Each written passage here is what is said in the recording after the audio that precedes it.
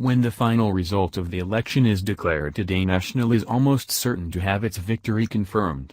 The margin over Labour will probably be reduced but still decisive. We should pause to acknowledge what an historic result this is. Historians and political scientists know exactly what I mean. No government has won a fourth successive election since 1969, nearly half a century ago. Only 4 have done it since party politics as we know it brought stability to government more than 120 years ago. This government's achievement stands comparison with Seddon's, Massey's, the first Labour government and Holyoake's. Richard Seddon won a 4th election in 1902 and a 5th before he died. William Massey's government won a 4th term just after his death. Labour's first Prime Minister, Michael Joseph Savage, died after winning a 2nd election, and Peter Fraser won 2 more. Keith Holyoake was the first Prime Minister since Seddon to win 4 times.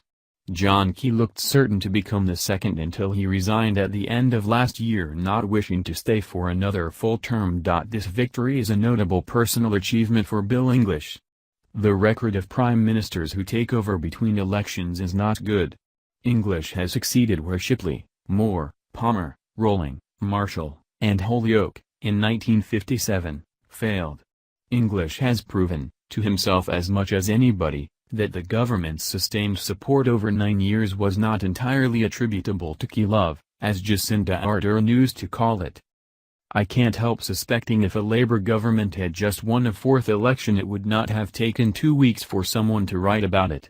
Historians and political scholars would have been extolling the achievement of the party and its leader ever since election night. They would have pointed out that those previous 4-term governments were all pre-MMP, in a 2-party system that made it was easier for one party to win 44–47% of the vote, which this government has done through 4 elections.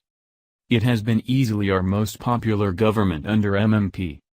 National was elected with 44.9% in 2008, increased its vote to 47.3% at the 2011 election, stayed on 47% in 2014 and held up on election night this time with 46.03%.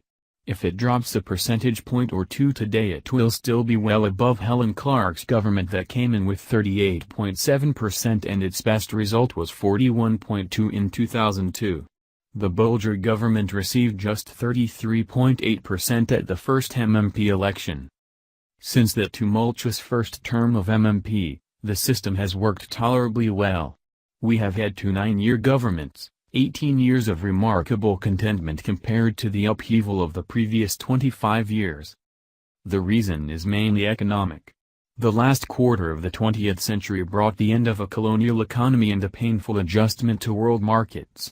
This century has enjoyed the fruits: competitive primary exports, cheaper imports, low inflation, steady growth and a rising population, all underpinned by sound government finances.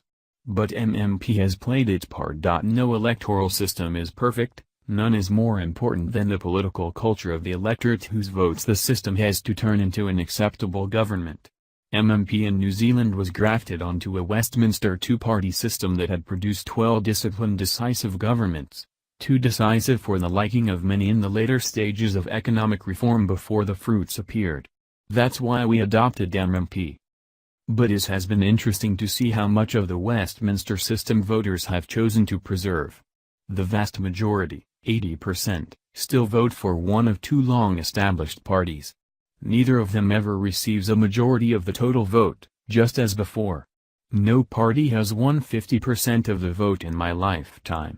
But after every MMP election, 7 before this one, the winning party has become the government.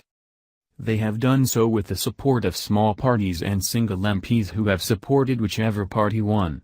The smaller players have responded to their sense of what our political culture expects.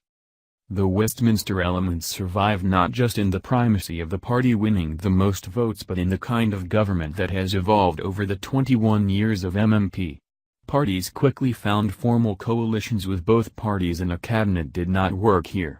By 2005, when Labour was returned with a 2 percentage point margin over National, we had reverted to single-party government with supporting parties outside the cabinet, flying a few flags of their own.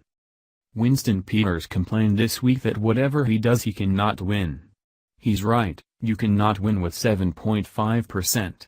But you can look dispassionately at history and see what succeeds here. Thanks for watching. Please subscribe my STC News channel. Goodbye and see you again.